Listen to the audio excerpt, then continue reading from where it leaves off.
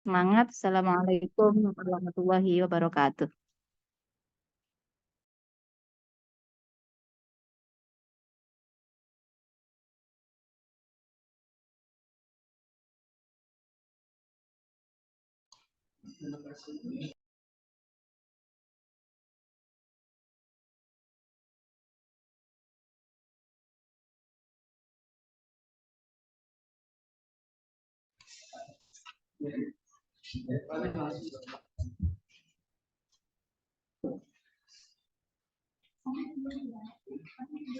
Terdengar?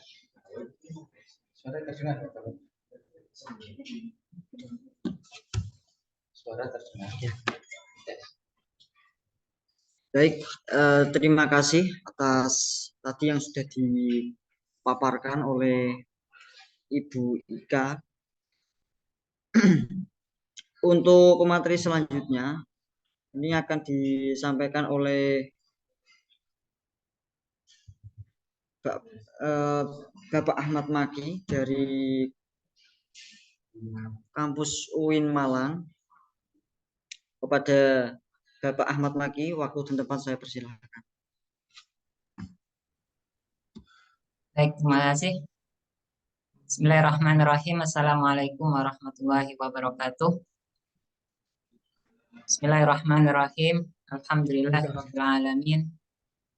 Wa bihi nasta'in ala umuri dunya waddin, wassalatu wassalamu ala asrofil anbiya'i wal mursalin sayyidina wa maulana Muhammadin wa ala alihi wa sahbihi ajmain, amma ba'd. Yang sama-sama kita muliakan Dekan Fakultas Tarbiyah YIN Kudus, yang tadi telah mengawali kegiatan kita pada webinar ini dan memberikan sambutannya yang luar biasa. Seluruh panitia, para narasumber, Ustadz Abdul Muthalib, Ustadzah Ika, Ustadz Didin Samsudin, seluruh panitia, Ustadz Ivan dan tim, Mas Moderator yang alhamdulillah memfasilitasi kita, seluruh peserta webinar, para mahasiswa, para guru, para pecinta bahasa Arab. Puji syukur alhamdulillah kita pada bisa berkumpul bermuajahah secara virtual via Zoom meeting, dan ini difasilitasi oleh YIN Kudus. Salawat serta salam semoga tetap kita aturkan pada junjungan kita Nabi besar Muhammad SAW, dan semoga kita semuanya telah mendapat syafaatnya. Amin ya rabbal alamin. Langsung saja izinkan saya untuk men-share screen. Ada materi yang sudah saya siapkan. Untuk sesi yang ketiga ini izinkan saya untuk menyampaikan atau sharing terkait dengan penerapan artificial intelligence dalam pembelajaran bahasa Arab. Alhamdulillah kita sudah diawali oleh dua narasumber sebelumnya, Ustaz Abdul Muthalib yang memaparkan tentang tantangan pengajar bahasa Arab abad 21 dan apa yang harus kita lakukan sebagai akademisi di dunia kampus untuk menyiapkan para mahasiswa kelak menjadi guru bahasa Arab yang profesional dan tetap sesuai dengan zamannya. Dan Bu Ika luar biasa memberikan aura positifnya sebagai pakar di bidang psikolog ya. Ini memberikan semangat dan motivasi buat kita bahwa apapun yang terjadi hari ini harus kita hadapi dengan maksimal mungkin. Baik, langsung saja saya akan awali tentang apa itu artificial intelligence. Ada 4 hal yang harus kita pahami tentang apa yang disebut dengan kecerdasan buatan atau az-zaka al-istinai. Yang pertama adalah robotik. Robotik itu tidak mesti hanya berupa di-share di Google Drive, linknya di-share di grup ya. Coba, sudah punya materinya tadi? Ini baik. Sudah ya? Baik, saya lanjutkan. Jadi ada 4 hal yang harus kita perhatikan atau harus kita pahami berbicara tentang kecerdasan buatan atau az-zaka al-istinai yang kita sering kenal atau sering di dunia medsos atau di dunia hari ini, artificial intelligence. Yang pertama adalah robotik. pada dasarnya sebenarnya robotik itu bukan semata-mata benda atau barang yang kita kemas buat semacam manusia. Tidak sekedar itu robotik sebenarnya, tetapi secara sederhana pemahaman yang harus kita pahami terkait dengan az-zaka al-istinai. Poin yang pertama adalah robotik, yaitu mesin yang dapat membantu manusia tanpa keterlibatan manusia secara nyata. Jadi apapun itu, nanti kita akan lihat beberapa bentuk contoh bagaimana penggunaan atau penerapan az-zaka al-istinai ini dalam pembelajaran bahasa Arab. Baik, kita sudah kenal pertama az-zaka al-istinai itu adalah robotik. Yang kedua, neural network. Jadi ciri yang kedua kecerdasan buatan itu adalah mesin tadi yang pertama itu menggunakan sampel data untuk melatih program komputer mengenali program berdasarkan algoritma. Jadi ada istilah al-khawarizmiyat, algoritma. Jadi dalam dunia Islam saya kira tokoh Muslim bidang matematika yang dikenal dengan al-Khawarizmi itu adalah menjadi pijakan utama dalam perkembangan teknologi di masa hari ini. Baik, jadi yang kedua adalah neural network. Jadi semacam bagaimana jaringan itu dijaring semacam seakan-akan otak pada manusia. Sehingga robot atau mesin tadi yang berfungsi untuk mengubah atau membantu manusia tanpa adanya keterlibatan manusia secara langsung, kemudian diberikan bekal atau diberikan pengetahuan dalam tanda kutip dengan menggunakan sampel yang memang dilatih oleh manusia kita sendiri, kemudian berdasarkan algoritma yang ada. Nah, ini adalah ciri yang kedua kenapa kita harus mengenali kecerdasan buatan. Yang ketiga adalah machine learning. Nah, ini adalah lebih kompleks lagi dari dua hal tadi yang di awal, yaitu robotik dan neural network. Di mana machine learning adalah sebuah sistem yang menggunakan data dan algoritma yang tadi sudah dikenali dalam neural network itu untuk meniru cara manusia belajar, kesukaan atau mungkin fokus, arah, dan itu secara bertahap akan terus ditingkatkan akurasinya. Sehingga kita tahu misalnya seperti Google Translate itu sebenarnya bukan sebuah kamus online, tapi Google Translate adalah sebuah mesin yang kemudian dikembangkan oleh pakar di bidangnya, kemudian diajari oleh neural network. Jadi kita sebagai pengguna Google Translate, tanpa sadar kita memberikan pengetahuan kepada mesin Google Translate untuk kemudian mengenali apa terjemahan dari satu kata ke kata yang lain, dari satu ungkapan ke ungkapan yang lain, bahkan dari satu kalimat atau dari satu teks bacaan satu ke bacaan yang lain. Nah, di machine learning itu kemudian data dan algoritma yang sudah didapatkan oleh mesin dan kemudian ada jaringan neural network tadi, maka kemudian menjadi machine learning. Jadi robot atau az-zaka al-istinai itu belajar dengan dirinya sendiri dan ini tentu dibantu oleh data dan algoritma. Makanya kadang ada beberapa kekhawatiran apakah kemudian AI atau robot itu akan menggantikan peran atau posisi manusia, dan itu menjadi perdebatan yang luar biasa hangat hingga hari ini. Baik, yang terakhir berbicara tentang az-zaka al-istinai adalah natural language processing. Dan ini yang kemudian menjadikan pembeda.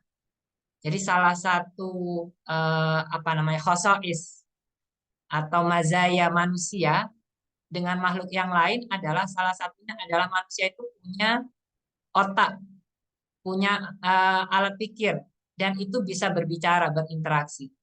Bahkan interaksi manusia itu jauh melebihi interaksi hewan yang juga mungkin bisa berkomunikasi.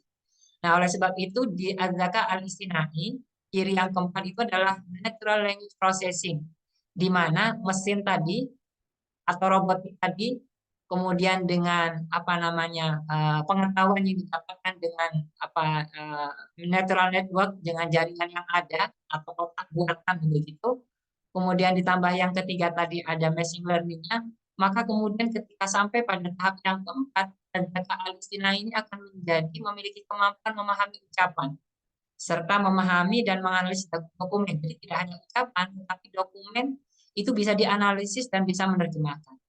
Makanya ada beberapa yang sangat kemudian populer hari ini bicara tentang AI. Kalau adik-adik mahasiswa atau para guru, di beberapa webinar saya kemarin, saya juga menyampaikan ada aplikasi atau yang kita kenal dengan ChatGPT. Itu sederhana, sebenarnya hanya chatbot. Semacam kita memberikan teks atau mengirim pesan berupa teks, tetapi itu sangat natural, sangat alami. Seakan-akan kita berbicara dengan pakar memang ahli di bidangnya. Bahkan tergantung prompt ya, tergantung permintaan atau perintah yang kita masukkan ke ChatGPT. Saking kita tidak tahu apa yang prompt yang harus kita berikan, apapun yang kita masukkan, keyword atau perintahnya dalam ChatGPT, maka semuanya akan keluar. Saya secara sederhana saja memberikan contoh, misalnya kalau ada beberapa mahasiswa peserta yang hari ini misalnya sambil lalu membuka ChatGPT, coba saja misalnya masukkan perintah atau prompt, buatkan saya percakapan sederhana dalam bahasa Arab antara Maki usia 21 tahun dari Malang dengan Fatimah dari Surabaya usia 32 tahun. Ketika di-enter, maka percakapan bahasa Arab itu akan muncul dan sangat natural. Menyebut nama, keadaan, asal di mana, bahkan melebihi dari apa yang kita minta. Sampai-sampai muncul bahkan apa tempat yang harus kita kunjungi di Malang, apa tempat yang baiknya kita datangi bersama ke Surabaya. Percakapan antara Maki dan Fatimah tadi dibuat secara natural. Dan itu tentu akan memudahkan kita sebagai pembelajar, baik pengajar maupun pelajar bahasa Arab, untuk terus meningkatkan kemampuan bahasa Arab kita dengan alat bantu AI ini atau Adzaka al-istinai. Baik, itu pengantar sederhana terkait dengan Adzaka al-istinai. Kemudian saya akan lanjutkan pada bagaimana kecerdasan buatan itu berlaku atau dijalankan dalam sebuah proses pembelajaran. Jadi Adzaka al-istinai ta'lim. Yang pertama, menjadi kelebihan dari penerapan dalam bahasa Arab itu adalah personalization. Individualisasinya dapat. Sehingga contoh sederhana dalam TK pembelajaran bahasa Arab atau pembelajaran di era kurikulum mereka harus menggunakan konsep berdiferensiasi sesuai dengan kesiapan dari peserta didik, maka teknologi Adzaka al-istinai dalam pembelajaran, ciri yang pertama adalah personalization atau individualisasi, itu sangat sinkron, di mana bahwa AI itu dapat menganalisis gaya belajar setiap peserta didik, kekuatan atau kecakapan kemampuan dari setiap peserta didik, bahkan kelemahan dari masing-masing peserta didik antara satu dan yang lainnya, untuk memberikan pengalaman belajar yang disesuaikan dengan sampai di mana kemampuan dan pengalaman dia saat ini, yang dapat bahkan membantu siswa belajar lebih efektif dan efisien. Ada ungkapan guru baik dan guru hebat. Guru baik itu adalah guru yang memiliki untuk mengajar sebuah materi. Tetapi guru hebat adalah tidak cukup hanya guru baik, tapi guru hebat adalah guru yang memiliki kemampuan, kecakapan, kompetensi di bidang tertentu, dan dapat memberikan materi itu sesuai dengan kebutuhan dan kecakapan dari masing-masing peserta didik, sehingga pembelajarannya itu jauh lebih efektif. Nah, itu adalah guru hebat. Sehingga di sini muncul ada istilah guru baik dan guru hebat. Nah, para mahasiswa calon guru bahasa Arab di masa yang akan datang dan para peserta webinar yang hari ini sudah menjadi guru, maka tidak cukup kita menjadi guru yang baik yang memang sudah memiliki kecakapan dalam bahasa Arab, akan mungkin karena bertahun-tahun mengajar bahasa Arab, tetapi kita harus menjadi guru yang hebat yang mampu menghadirkan pembelajaran bersifat personalisasi, dan tentu dengan teknologi AI ini itu dapat dijalankan. Baik, itu ciri yang pertama bahwa pembelajaran menggunakan artificial intelligence. Yang kedua adalah flexibility. Tidak jauh dengan istilah yang pertama, personalization. Flexibility ini menunjukkan bahwa AI dapat memberikan pembelajaran dan dukungan sesuai permintaan, sehingga memudahkan siswa mengakses materi dan bantuan kapan saja, dari mana saja, tentu dengan koneksi internet. Flexibility ini bahkan menunjukkan pula bahwa peserta didik akan memiliki ketertarikan materi yang mana dulu. Contoh sederhana, ada beberapa siswa yang terlebih dahulu ingin mempelajari istimewa atau mengembangkan istimewanya, sedangkan yang lain ingin kalam, yang lain ingin kiroah, yang satu ingin kitabah. Nah, dengan adanya adzaka al-istinai dan diterapkan dalam pembelajaran, maka pembelajaran itu menjadi fleksibel. Kita tidak memaksa atau mengharuskan dalam satu rombel, dalam satu kelas, bahwa pembelajaran bahasa Arab kita mulai dengan istimewa, semuanya istimewa. Atau temanya tertentu sekarang mufradat dulu. Tetapi dengan adzaka al-istinai yang memiliki ciri yang kedua dalam pembelajaran menggunakan AI adalah flexibility. Memberikan kemudahan kepada peserta didik untuk mengambil kesempatan yang mana yang kira-kira menjadi fokus dan harapan terlebih dahulu ketika dalam proses belajar. Ini yang kedua. Yang ketiga, adaptivity. Masih sangat bersinggungan dengan yang pertama, flexibility, dan juga personalization. Yang ketiga, adaptivity. Ini adalah AI dapat terus beradaptasi dengan kemampuan siswa. Semacam ada self reward, contohnya. Menyesuaikan tingkat kesulitan, sampai di mana dia, kesulitan kontennya sampai di mana. Atau aktivitasnya secara real time. Hari ini dia di posisi level berapa, yang lain ada di posisi berapa. Dan itu tentu antara pelajar atau peserta didik antara si A dan yang B tentu akan berbeda. Kemudian apa fungsinya adaptivity ini?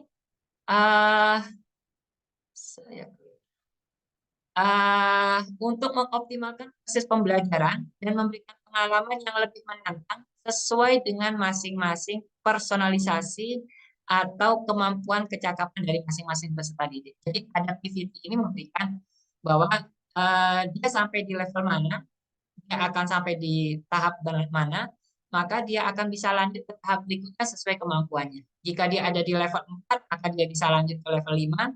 Kalau yang lain masih di level 3, dia baru bisa lanjut ke level 4. Tidak kita anggap bahwa yang level 4 semuanya ikut dulu belajar yang level 3, sehingga menjadikan kesan pelajar yang memiliki kemampuan lebih itu cenderung bosan atau bahkan mengabaikan pembelajaran yang lain.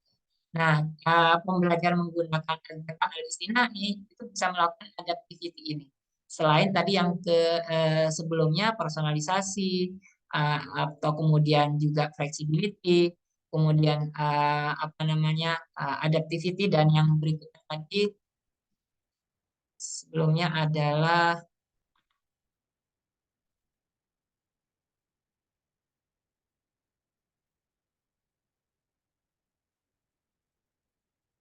sebentar, ini jalan. Nah, flexibility, adaptivity, dan yang pertama tadi personalization, kemudian flexibility yang kedua, yang ketiga adalah adaptivity. Nah, kita akan lanjutkan pada collaboration. Aktivitas pembelajaran dengan adzaka al-istinai ini akan memberikan pengalaman lebih kepada peserta didik karena dia dapat berkolaborasi antara satu pelajar dengan pelajar yang lain.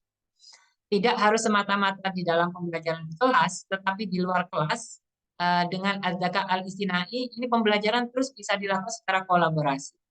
Atau bahkan setiap peserta didik akan dapat melihat sampai di mana kecakapan dari masing-masing peserta didik antara satu dan yang lainnya. Oleh sebab itu, dengan kolaborasi, itu AI dapat memfasilitasi pembelajaran kolaboratif, bahkan kerja kelompok, dengan menganalisis kekuatan dan kelemahan masing-masing siswa dan mengelompokkannya dengan siswa lain yang melengkapi keterampilan mereka. Para mahasiswa mungkin sudah terbiasa hari ini misalnya membuat makalah atau membuat paper tugas perkuliahan, kemudian tidak semata-mata hanya menggunakan Office atau mungkin Microsoft Word yang versi lama, tetapi hampir banyak beberapa mahasiswa hari ini sudah memanfaatkan Google Dokumen, di mana satu file Google Dokumen yang dibuat oleh seseorang itu bisa diakses lebih dari satu orang sesuai dengan settingan atau pengaturan yang diberikan. Oleh sebab itu, harusnya para mahasiswa juga bisa diarahkan bagaimana membuat makalah, walaupun tidak harus berkelompok secara fisik, berkumpul di satu tempat, tapi bisa berkolaborasi dengan satu file berbasis cloud, kemudian membuat satu makalah tema yang sama, kemudian ada kolaborasi pembagian antara individu yang ada, salah satunya misalnya memanfaatkan Google Dokumen. Bahkan di Google Dokumen kita tahu bahwa kita tidak harus mengetik secara manual, tetapi dengan adanya AI misalnya, kita cukup berbicara saja secara sederhana, maka langsung apa yang kita ucapkan menjadi sebuah teks yang langsung muncul dalam dokumen yang kita buat bersama itu. Baik, saya kira beberapa di antara kita sudah memahami bagaimana salah satu penerapan AI, terutama hal yang berbasis kolaborasi di Google Dokumen. Baik, yang terakhir adalah, ini yang kelima, berbicara tentang bagaimana penerapan AI dalam pembelajaran adalah ada unsur innovation. Sehingga AI dapat menyediakan cara-cara baru dan yang inovatif dalam menyampaikan konten pendidikan seperti simulasi interaktif, realitas virtual, VR itu ya, gamifikasi yang dapat menjadikan pelajaran lebih menarik dan menyenangkan.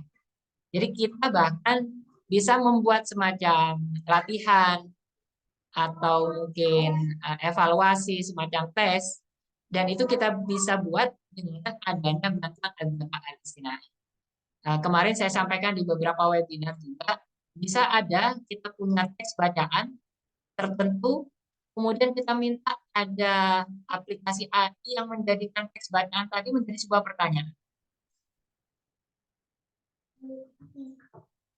Baik itu pertanyaannya berupa multiple choice, atau mungkin pilihan ganda, atau mungkin jawaban singkat, atau bahkan menjodohkan. Dan kita tidak perlu susah membuat soal itu dengan harus mengerahkan tenaga dan pikiran, bahkan waktu kita, tapi dengan AI secara spontan dalam pembicaraan mata, teks bacaan tadi sudah bisa muncul menjadi sebuah pertanyaan sesuai dengan pertanyaan yang kita inginkan, berapa jumlahnya, kalau itu pilihan ganda ada berapa opsinya, lengkap dengan bahkan kunci jawaban. Baik, kita di kesempatan ini saya akan mengajak atau semacam sharing, berbagi pengalaman bagaimana pemanfaatan AI dalam pembelajaran bahasa Arab. Nah, kita akan spesifik bicara tentang salah satu model contoh aplikasi AI yang bisa kita terapkan dalam kegiatan pembelajaran. Baik kita yang mau belajar, ingin mengembangkan kemampuan berbahasa Arab kita, atau bagi kita yang sudah jadi pengajar dan ingin menggunakan aplikasi ini dalam proses pembelajaran, khususnya para mahasiswa, terlebih bagi mahasiswa yang di semester akhir yang harus siap-siap untuk mengerjakan tugas akhir yang rata-rata masih menggunakan konsep lama, yaitu membuat skripsi dan bahkan berbahasa Arab. Ada aplikasi namanya Kolam ya, tapi tulisannya kalau kita nanti di Google nulisnya kalam.ai. Apa fungsi Kolam? Kolam ini bisa kita langsung install di Play Store. Yang mau mencoba silakan langsung buka HP-nya atau langsung bisa buka komputer atau perangkat yang lain.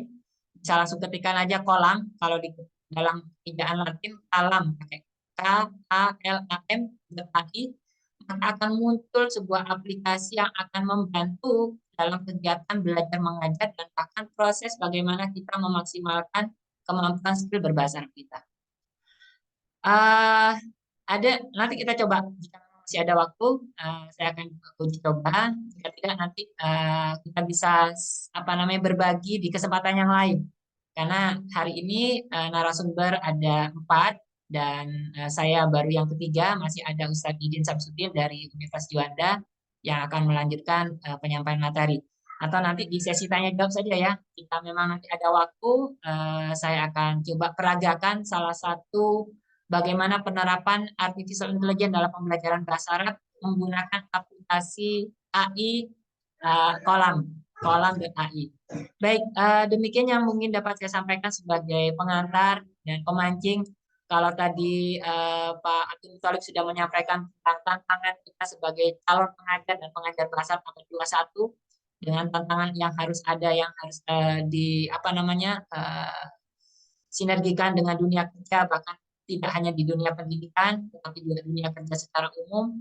Bahkan Bu Ika memberikan aura positif yang luar biasa bagaimana kita harus terus mengembangkan diri.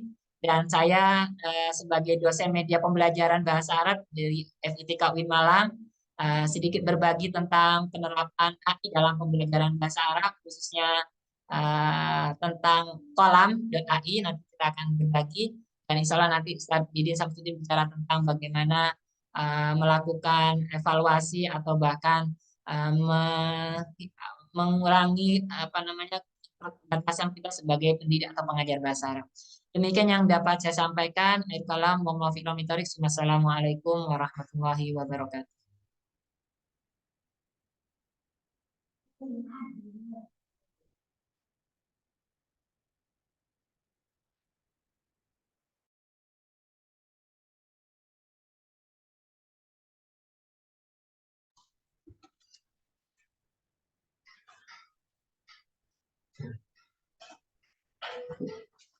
Baik, selanjutnya saya kembalikan dulu ke moderator. Ya, baik, terima kasih atas apa yang sudah disampaikan oleh Ustadz Ahmad Maki Hasan dari UIN Malang. Untuk selanjutnya